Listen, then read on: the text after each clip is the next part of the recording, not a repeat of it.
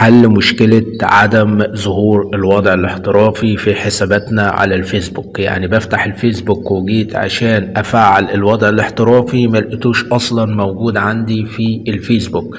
كمل بقى معايا الفيديو للنهاية وانا هخليك ازاي تظهر الوضع الاحترافي عندك لو هو مش موجود عندك. ركز في الجزئية دي وبكرر كلامي تاني. حل مشكلة عدم الوضع الاحترافي. الوضع الاحترافي لو دخلت عندك عشان تفعله وما لقيتوش عندك يبقى لازم تتبع معايا الخطوات اللي احنا هنعملها دي دلوقتي، وهخلي الوضع الاحترافي يظهر عندك بإذن الله على حسابك على الفيسبوك. تمام.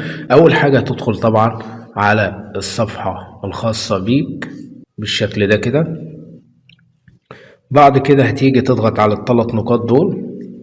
لو بصينا هنا مش هنلاقي في حاجة اسمها وضع احترافي خالص، مفيش. كلمة وضع الاحترافي مختفية. طيب انا اخليها تظهر ازاي في المكان ده؟ كل اللي عليك لو حضرتك قافل حسابك على الفيسبوك فلازم تفتحه. يعني انا دلوقتي قافل حسابي على الفيسبوك فانا هعمل الغاء لقفل الملف الشخصي. هضغط عليه كده. بعد كده هاجي عند القفل ده واقول الغاء القفل. تمام. بعد كده اقول له الغاء القفل.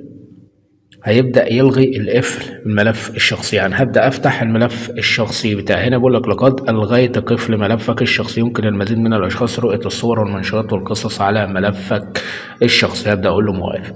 تمام. بعد كده هبدأ أضغط على الثلاث نقاط تاني.